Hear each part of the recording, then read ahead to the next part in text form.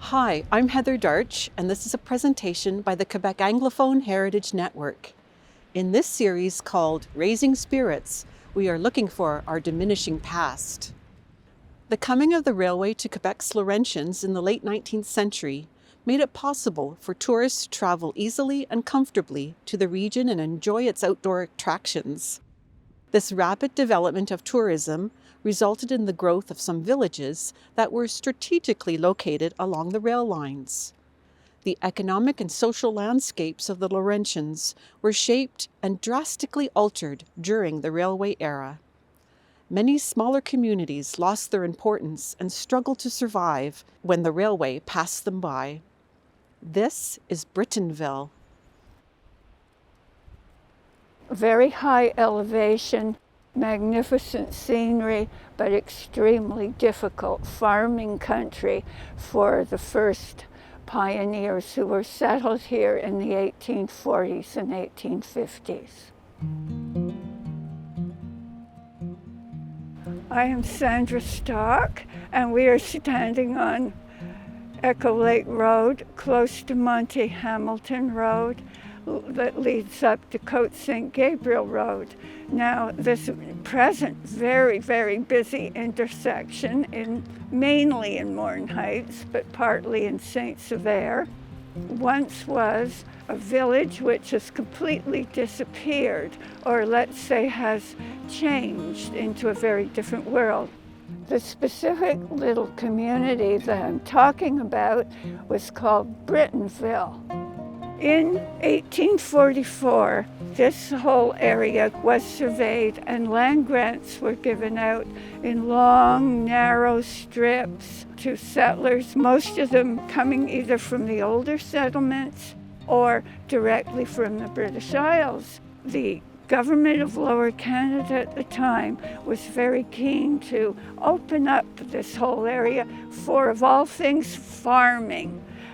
Very inappropriately, if you look at the topography, a lot of hills, very hilly, very rocky, not very good soil, and extremely long winters with lots of snow and ice. However, it was the mentality that wanted to tame the wilderness and so on, and bring European-type civilization to the Laurentian mountains. The first settlers who came up here to this area, mainly to the rural part of Saint Sever and the township of Morin and also Malil, the Francophone, French-speaking ones, they came up from Saint Eustache, Saint Scholastic, that area up into the mountains, and more or less followed the natural progression of settlement into the Saint Sever area. The English-speaking ones, many of them, first generation, came from mainly Ireland because of the poor economic conditions there throughout the 19th century, actually starting right after the Napoleonic Wars. There was an economic depression throughout Britain. And many of these people started settling around St. Andrews East in Lachute. Then they moved forward up into the hills where perhaps the land wasn't as good. However, you got a great big concession of up to 1,000 acres. Your standard farm was about 250 acres, and these were people who had, most of them stayed back in Ireland in particular, never would have been able to own land at all. And here they had what would have been termed in Britain like a princely estate. And even though it was all rocks and swamps and everything, it was theirs. And it gave them a kind of identity and self-confidence to survive under very harsh conditions, especially when they encountered the winter. And they prospered here.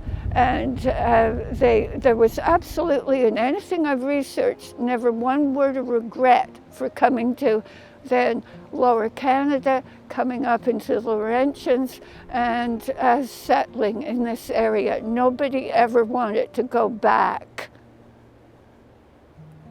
when the first English-speaking people met the first French-speaking people up in this area, they were asked, "Where are you from?"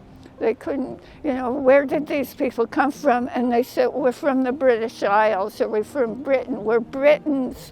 And it was mainly a Francophone designation, giving them this name, Britonville. It's where the British lived. It wasn't meant in any negative way or anything.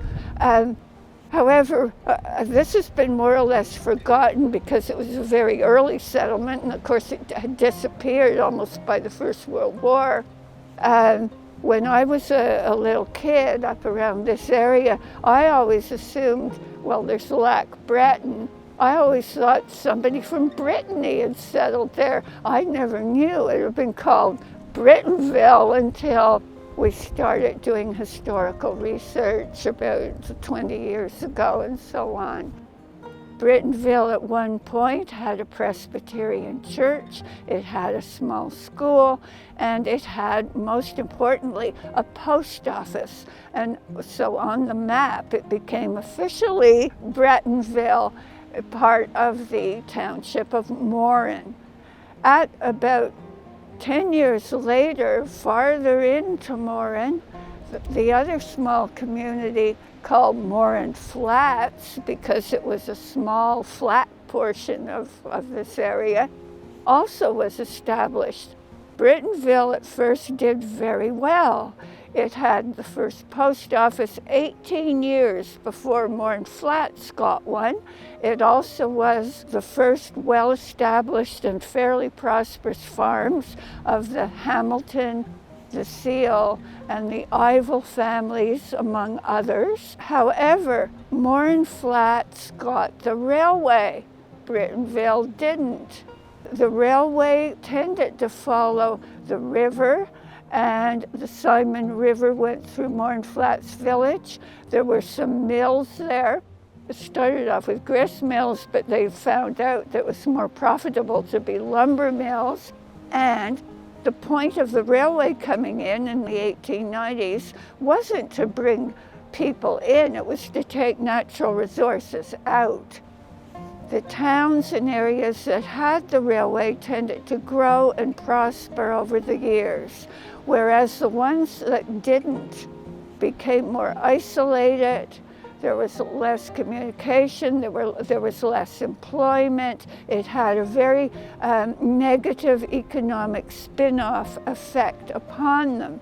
The area where Britonville was, which more or less abutted Malil was offered the railway back then, but Malil decided they didn't want it. There was a kind of happiness in isolation and being a small community and keeping the rural flavor of the area, which I fully understand and which actually persists still today in all these areas. But anyway, Morin Flats got the big railway station, Britonville didn't. That was essentially what happened. Also, many of the second generation, third generation of these families wanted better jobs, perhaps more training, more education, and that wasn't available up here. It was very isolated. Many of them went to Montreal to work or Ottawa. Some went out west, some moved to the townships. There are whole towns out in Manitoba. Emerson comes to mind, Pilot Mound, a place called Morinville that were settled by connections to these first families who started off mainly in this area around Côte St. Gabriel Road. Where I am standing was the original land grant given to George Hamilton around 1850. He was one of the first settlers in this area. It was a farm. George turned out to be the first mayor of Morin Heights when it was organized, but even previous to that, he was the first postmaster of what was officially called Britonville. This has a personal connection to me. The property right across the road here and all the way up to Cote St. Gabriel Road and along this way for about half a mile was a 250-acre so-called farm that belonged to my parents. My father, Bill Stock, had purchased it sometime around 1940. We didn't farm it. It had a very good gravel pit. For some years, my father and a later George Hamilton, who lived here, a grandson of the original one, used to do minor logging operations up in there for firewood and so on. But right beside it and all the way up Cote St. Gabriel Mountain, the property belonged to a family called Flaherty, who also had not really farmed on it in the sense that we think of farms as vegetables and crops and sheep and cows. The Flahertys were mainly well known for running the very best still in the countryside. Their product was renowned throughout this part of the Laurentians. The few buildings that were left have been the original Flaherty farmhouse and what was called a chicken house. It was a 2-story structure, which is what you really need if you're going to make a very good whiskey or good poitín, the Irish origin home brew.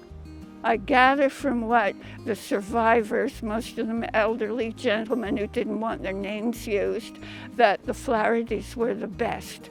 So anyway, this is what we inherited here on Cote St. Gabriel, between Cote St. Gabriel and Echo. About 50 years ago, after Mr. Hamilton died, this property passed to Mona and Carmen Wood. Carmen had been born to I think it was a 3rd generation, originally from Ireland family, one of the original pioneer families of further up the hill, Cote St. Gabriel. And he and Mona had a sheep farm going here. There was a barn, it's now gone. And they really were the last functioning farm in Morin Heights. And then for a while, he also raised caribou. When I was very small, we'd come up, of course, and visit what we termed our farm on Cote St. Gabriel. My father liked to walk around the property, and a lot of it was quite bushy. And we'd walk from Cote St. Gabriel Road through the bush down to Lake Echo Road. And my mother would drive around in the car and meet us down there at George Hamilton's farm. And one time that I remember, and I know I must have been only 3 or 4 years old, because I remember my dad picking me up and carrying me part of the way. There was a very large natural spring in the forest halfway down the hill. And I remember standing there, and there was a most beautiful big stag and a couple of doe deers, his little harem with him, and they were drinking at the spring. And it was a large stag, what perhaps a hunter would call a 24-point, big antlers on him. And I remember my dad saying, "There he is, he's the king of the forest." And this has stuck with me my whole life.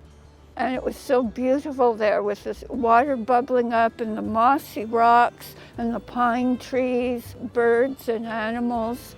This is what I remembered about the Cote St. Gabriel area and our farm. It was quite wild. Around 1950, it often felt like it could have been 1850. It was still all dirt roads. In the winter, a lot of sleighs. A lot of the roads weren't plowed. There still were a lot of the farmers and old-timers who went around horse and buggy in the summer. It had a look of 100 years previous, even though cars were there, even though it was a modern world. In those days, The country was still very, very different from the city. It was still rural. It was an altogether different world. I went to elementary school in Morin Heights, and in the winter, we traveled in the great big first snowmobiles that were a kind of unhappy wedding of a sleigh and a tank with a little bit in that was nautical, round windows in them, great big things. The driver sat in the front, right in the middle. There was no left or right. Small boys argued to sit up there with him because that was the best view. The rest of us went in through a hatch at the back, and we sat on the world's most uncomfortable benches down the side. We could look out the little round windows. You couldn't hear yourself think. It was so noisy. It had a kind of tractor business for wheels and then skis on the front. And we were all very quiet and well behaved because it was an absolutely terrifying ride. And then the driver would stop near your house and you'd jump out the hatch at the back. And the thing about them, they were totally ugly, but they were very suited to the landscape. And we didn't have to stick to the roads. We'd go across farmers' fields. We'd go a little bit on the lake even, across rivers. It was totally dangerous and wouldn't be allowed today, but it was a pack of fun. One of the attractions, for me anyway, being up here, was being able to go to farms and see animals. I especially enjoyed sheep and lambs, and there's a picture of me at the Hamilton farm, and on the back it says Easter 1951, and there I am. There is George Hamilton, the grandson of George Hamilton, who was the first mayor. Also, my father boarded our horse Nicky there, and my pony Judy.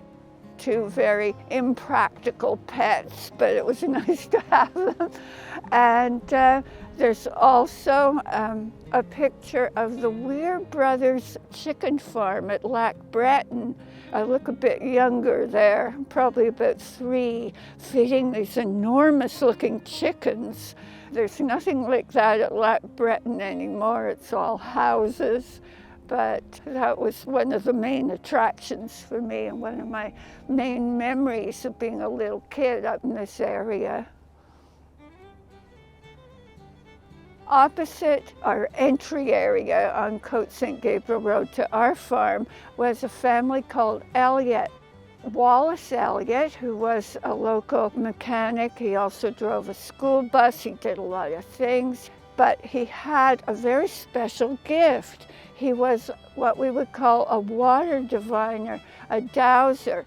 He would hold a piece of branch. It was usually Y-shaped. It could be willow, hazel, different kinds of trees, and he could locate where wells were for people. And this is a skill that you have or you don't. It's like the singing voice. Some people have it and some don't. Well, Wallace could. And I remember him coming to, when we built a house down near Echo Lake, he came and found where the well would be, said, oh, dig here. And there was water. It really works, and nobody can explain why. A lot of the older local people, when I was growing up, because they hadn't had access, as we do, to radio, television, things like that, too much contact with the outside world, they had maintained the accent and patterns of speech of rural Ireland.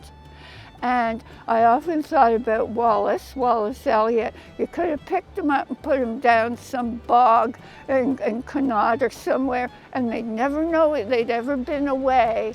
And this man was from a family who, I think his grandfather had been the mayor of Lachute or something, and then they'd had a big farm in Maleel and were very active in the community. But when they spoke, they were still somebody from somewhere else. They still maintained that link. We should remember for Two reasons. First of all, a personal reason. It is the settlement of origin for a number of families. For example, a friend of mine called Catherine Pollock did a lot of genealogical research into her father's family, who are the Pollocks of Britonville. She wrote things up about them. She found where their house was, where all the markers are gone, but where they were buried and so on, and found out a lot more about her family than anybody else knew. And when you know that, it gives you as an individual an identity and a feeling. It puts you in focus with how you fit into your world, where you came from. It often explains things about you and your relatives, both in a good and maybe not so good way, but at least you know. And Catherine was an older, retired elementary school teacher. She had many health problems and so on, and starting this research gave her a whole new spurt on life as a retired person. And I thought, this is an example of why people should do genealogy and historical research. Then in a general sense, it's really important that we remember where we came from and who came before us, because you want to know and explain how things are. It explains how things are now. It's the whole point of history. It gives you access to a wider world and a wider understanding of the world.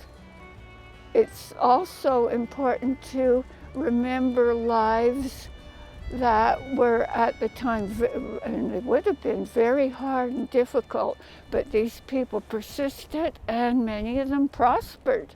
It gives you, history can be very positive.